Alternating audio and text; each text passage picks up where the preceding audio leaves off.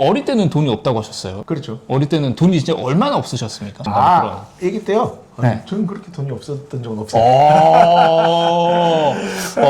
저는 사법시험 합격할 때까지 부모님 돈으로 공부를 했기 때문에. 아, 그래요? 네, 진짜 뭐 돈이 없어서 알바를 하고 라면을 먹고 그런 적 없습니다. 아, 그러면은 친구분들도 좀 부자 친구분들을 많이 아니, 만나셨나요? 부자는 아니었지만 그냥 동네가 아주 평범한 동네였고. 어디 사셨어요? 아, 전 신도림 쪽에 살았습니다. 그래서 부자 동네도 아니었어요. 서민 동네인데 다 그냥 아파트 단지라서 그냥 아주 평범하게 커왔죠. 우리 주변에, 제 주변에 어려운 집은 없었습니다. 아, 근데 어려운 집이 없었다고 하시는데 그게 사실 은수저 아닙니까? 모르겠어요. 그때는 그렇게 안 어려웠던 것 같고, 집에 제 친구들이 많이 어려워졌던 거는 제가 한 20살쯤 됐을 때, 네네. 대학생쯤 됐을 때는 어려워지는 집들이 생겼고, 저희 집도 제가 20살 때부터 여러 가지 사정이 있어서 부모님이 돈을 못 벌게 되면서 제가 20살 때부터는 좀 어려워졌어요. 다만 이제 대학에 올 때까지, 초등학교, 중학교, 고등학교에서 대학에 올 때까지는 어려운 거 몰랐고, 대학에 와서도 부모님이 돈을 못 벌었지만 당시에 그래도 있었던 돈을 계속 까먹으면서 사법시험을 공부해서 저는 사실 극단적으로 어려웠던 적은 없습니다. 근데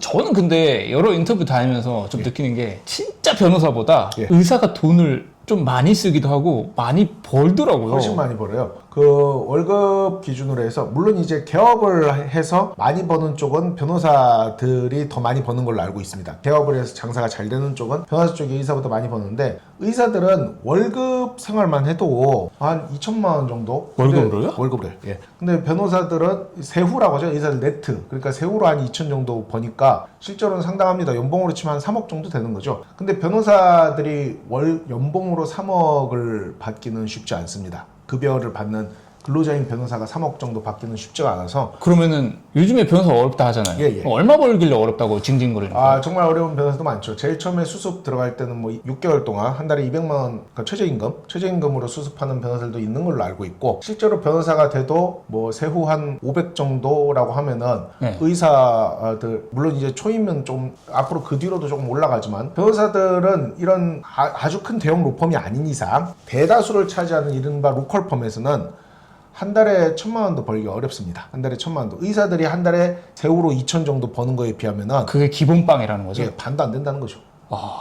변호사들이 의사 반도 못 봅니다. 300, 요즘에 막 그런 말 하잖아요. 변호사도 300충이 많다고. 아, 그걸 이제 수습기간이고 300까지는 아니지만 뭐 400, 500도 많아요. 어려워요, 정말로. 그리고 개업을 했을 때, 개업 변호사로 잘 벌면 의사보다 잘 번다고 했지만, 의사들은 개업해도 무조건 하방이 보장이 되는데, 변호사들은 개업해서 망하는 변호사도 많습니다. 한 달에 200도 못 벌어서 변호사 사무실 월세도 감당 못하고, 당연히 직원도 못 쓰고, 사건 한 개도 못 물리게 되면 200도 못 내는 겁니다. 그렇게 되면은 변호사라는 자격은 있지만 마치 그 장롱 운전면허처럼 그 자격을 쓰기에 어려운 상황이 놓일 수도 있죠.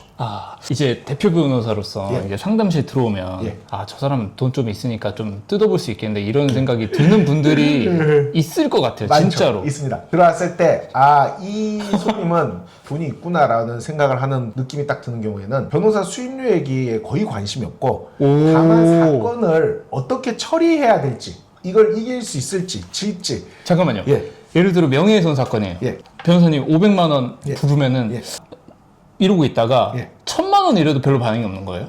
아니요. 그러니까 처음부터 끝까지 변호사 수임료를 안 물어요. 그러니까 보통의 경우에는 중간쯤, 근데 변호사님 이거는 수임료가 얼마 정도 되죠? 라고 묻는데 그런 얘기가 안 나오고 사건 얘기만 끝까지 하고 난 다음에, 제가 변호사 선임료를 얘기할 때까지는 아예 변호사 선임료 얘기를 안 하는 분들이 있어요. 그런 분들은 돈이 많은 분들입니다. 왜냐면 돈을 얼마를 줘도 이 사건이 잘 되는 데에만 관심이 있는 거지, 변호사한테 얼마 쓰느냐 보다 그런 분들이 돈이 있는 분들이에요. 이거 얼마까지 불러도 안 놀래는 경우가 있는 거예요? 그리고 예를 들어서 통상적으로, 제가 이런 거는 너무 그런데 예를 들어서 1,000만 원 정도 받을 사건을 예를 들어 2천만 원, 3천만 원 불러도 그러려니 하는 분들, 그런 멋있다. 분들은 애초에 돈을 안 물어보는 거죠. 웬만하면 막 그 로톡으로 전화만 해도 떠는 사람들이 있을 엄청 텐데. 많죠. 그 로톡 전화 뭐 3만 원, 2만 5천 원짜리도 있는데 그 비용도 아까워서 덜덜 떠는 의뢰인들이 사실 더 많아요. 그죠.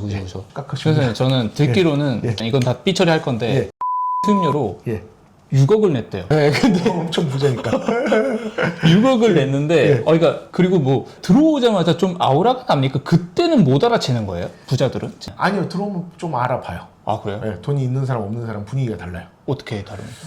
일단은 얼굴이, 돈이 많은 분들은 기본적으로 어려운 일을 당했어도 표정이 그렇게 어둡거나 말하는 게 산만하지 않습니다. 그런데 돈이 많이 없는 분들은 사소한 일에도 목소리가 떨리고 표정이 굉장히 안 좋고, 그리고 실제로 나이보다 더 돈이 없는 분들은 더 늙어 보입니다. 예를 들어서 똑같은 뭐 70년생이 왔을 때도 돈이 많은 분들은 70이지만 한 뭐 80년생처럼 보이기도 하는데, 돈이 없는 분들은 70년생이지만 60년생처럼 보이기도 하고 그래요. 관리 못하고 스트레스 쌓여서 그런 거죠. 그런 겁니다.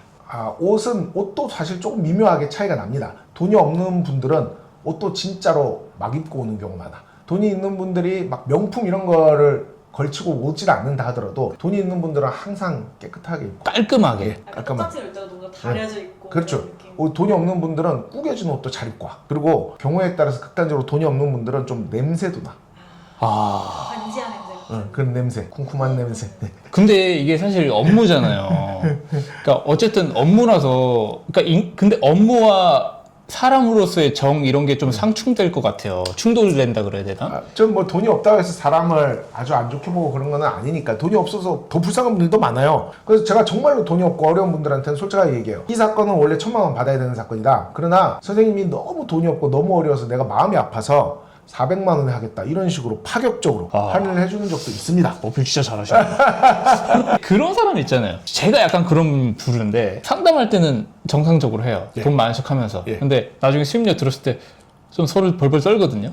그런 사람도 있었습니까? 꽤 있죠. 그래서 맨 마지막에 수임료 들었을 때 나는 솔직히 속으로 이분은 돈이 좀 있을 것 같다 했지만, 나중에 수임료를 들었을 때 이분이 생각만큼 돈이 없구나, 수임료를 시원하게 내지 않으시겠구나 하는 생각이 드는 경우도 있습니다.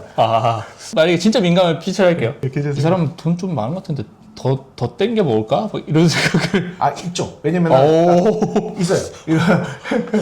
왜냐면 예를 들어서 제가 뭐 통상적인 기준에 따라 1,000만 원을 받았는데, 나중에 조금 일을 하다가 1,000만 원을 부를 사건이라서 1,000만 원을 불렀는데 너무 아무렇지도 않게 그 자리에 1,000만 원을 바로 줘버리면 속으로 뜨끔하죠. 더 불러줄까, 더 불까 하는 생각이 딱 들어요. 못 부르지. 이미 1,000만 원을 계약서에 1,000만 원 쓰고 바로 그 자리에서 돈 얘기 하나도 안 하고 1,000만 원이 바로 들어오면 내가 돈 많은 사람한테 싸게 불렀구나, 이런 생각을. 지금 진짜 멋있다. 그 자리에서 그냥 입금을 해버리는 거예요? 그래, 돈이 있는 분들이 일시불로 시원하게 합니다. 가짜 부자들도 있을 것 같아요. 가짜 부자들 꽤 있습니다. 그런 사람은 어때요? 가짜 부자들 같은 경우에는 뭔가 화려한 느낌을 내는 걸 좋아해요. 시계. 가짜인지 진짜인지 모르겠는 그런 롤렉스 시계라든지, 아니면 차키. 아직도 이렇게 차키, 뭐 페라리, 포르쉐, 페라리까지는 없지만 포르쉐나 벤츠 같은 이런 거를 위에 이렇게 탁 놓는다든지 그랬는데도 실제 변호사 비용을 얘기할 때는 굉장히 돈을 내기를 주저하고, 제가 볼 땐 이 시점에서 꼭 변호사를 써서 본인의 권리와 이익을 지켜야 되는데 돈은 뭐 100만 원, 200만 원이 아까워서 아무것도 안 하려고 하는 그런 가짜 부자들도 꽤 있습니다. 책 중에 그런 책이 있어요. 아들아, 돈은 이렇게 써라. 저도 몰랐는데 그분이 좀 뭐 100억 부자라고 하시더라고요. 좀 실제로 진짜 분인 줄 알았어요, 처음에. 진짜 처음에 막 그 생각을 진짜 좀 만만하게 봤는데, 와, 이게 진짜 돈 막 이렇게 팍팍 쓰고 막 이렇게 하시더라고요. 그런 사람 만나본 적 있으십니까? 겉으로 봤을 때 좀 허름하고 실제로 돈이 좀 없어 보이는 외관임에도 불구하고 돈이 있는 분들도 꽤 있습니다. 근데 그런 분들은 자기가 정말로 필요하다 싶은 시점에서는 돈을 많이 쓰지만 허세를 안 부린 분들도 꽤 있어요. 그러니까 예를 들어서 제가 아까 얘기한 것처럼 어떤 사건 소송이 하나 있다고 해볼까요? 이거는 꼭 변호사의 도움이 필요해요. 그래서 본인 재산도 지키고 이익도 지켜야 되는데, 허세를 좋아하는 분들은 이런 변호사 비용 100만 원, 200만 원이 아까워서 안 하려는 분들이 있는가 하면은, 자기가 외부로 드러나는 옷이나 차 이런 데는 허세는 없지만 이 소송이 사업상 꼭 필요하다 싶으면은 변호사 비용도 아끼지 않고 법률적으로 자기를 방어하기 위한 전략을 제대로 쓰면서 거기에 돈을 투자하는 진짜 부자들도 있어요. 그런 말 있잖아요. 찐 부자들은 허름하게 다녀. 이런 말에 대해서 어떻게 생각하시는 편이세요? 그러나 실제로 제가 만났던 찐 부자들 중에서 반드시 화려한 건 아니지만 어떤 회사의 대표님이라든지 돈을 좀 시원하게 잘 버는 젊은 부자들은 별로 그렇게 허름하진 않습니다. 물론 정말 부자까지 제가 못 만나서 그럴 수도 있어요. 예를 들어서 뭐 아주 부자, 우리가 흔히 생각하는 세계적인 부자, 그런 부자들은 좀 허름하게 다니지 않습니까? 그렇죠, 머스크 형님. 그 정도까지 아니고 제 수준에서 만날 수 있는 장사 좀 하고 사업 좀 하는 분들은, 젊은 30, 40대 부자들은 약간 하고 다니는 것도 깔끔하게 좀 멋있게 트렌디하게 하고 잘 다닙니다. 남들이 거부감 느끼지 않을 정도로. 막 그런 명품 이런 걸로 휘감지 않아요. 그러지 않은데 딱 봤을 때도 외관부터 약간 저 사람 아까 얘기한 것처럼 얼굴도 좀 젊어 보이고 관리가 돼 있어서 그럴 수도 있고 그런데 뭐 운동 같은 거 하니까 부자들은 보통 살찐 분들이 별로 없어요. 그럼 남자 부자들은 약간 이렇게 운동 같은 거 좀 해서 이런 체격 같은 것도 좀 괜찮고. 방식은 어떻게 된 겁니까? 진짜 돈 있는 사람들은 보통 어떤 직업을 도대체 뭐 무슨 일을 하시는 분들이 많았어요? 다 자기 사업이죠. 다 자기 사업인데 뭐 제조업도 있고 아니면은 뭐 이런 광고나 마케팅 쪽도 있고 아니면은 뭐 저랑 비슷하게 전문직 세무사라든지 아니면은 세무사 돈 잘 법니까? 개업 세무사들 잘 법니다. 그럼 얼마? 의사 부럽지 않게 잘 벌어요. 그래요? 네, 다 잘 버는 거 아닌데 세무사들 중에 돈 잘 버는 세무사들이 많이 있습니다.